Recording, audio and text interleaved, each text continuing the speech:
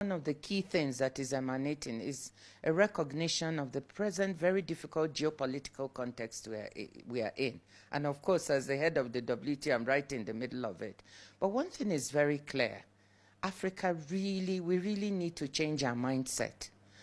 Access to aid, I think we can begin to think of it as a thing of the past.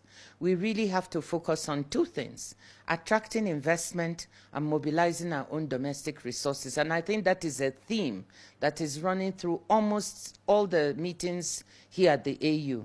I think African leaders are recognizing that this is a challenge, but we can also see it as an opportunity. And again, I'm glad to say that it's emerging that, look, this could be looked at as an opportunity. This morning, we had a session with the Multilateral Development Bank Association of Africa itself, along with President Mahama. One of the things we talked about is how do we better mobilize our own resources on the continent to invest in ourselves. I pointed out that we have about $250 billion worth of pension funds resources on the continent, which we need to find a way to tap. First, the pension funds need to look at their regulations to see how they change it so that they can invest more on the continent rather than investing more outside. And pension funds from South Africa is the biggest, but you have South Africa, Nigeria, Kenya, Morocco, Botswana, Namibia, so many countries. When you start totaling the resources, it's huge, hugely significant. 250 billion is the estimate that I have. We have these multilateral development banks like African Finance Corporation, Afrexim Bank is chairing the Association of African Multilateral Institutions. We need to capitalize them better. Instead of looking outside to see, oh, what can we get?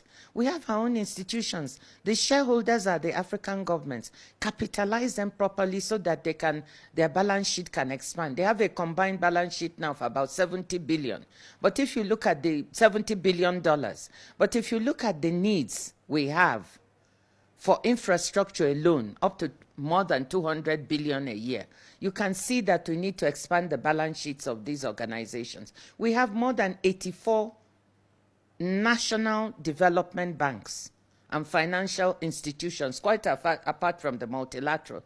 How do we mobilize them and capitalize them better so they can help us finance? In Nigeria, during the time I was finance minister, we raised a diaspora bond of $300 million that was quite successful. That's another type of instrument you can tap. Tapping our resources of our people outside, not just inside the continent. So there's so many creative and innovative ways we can raise resources. I want to end by one thing. Another theme going here at the meeting is the realization that we have to better add value and monetize our mineral resources on the continent. Almost every head of state is talking about large discoveries of lithium, manganese, copper, so many things that are needed in the manufacture of electric batteries and vehicles. They are found on this continent. The issue is, how do we attract the right investment so they add value? They don't come dig up mine the resources and get them processed elsewhere. They have to be processed on the continent to create more jobs for us and to increase our trade. The only way we are going to be able to finance ourselves is to grow our economies, trade more, add value to our products, trade more.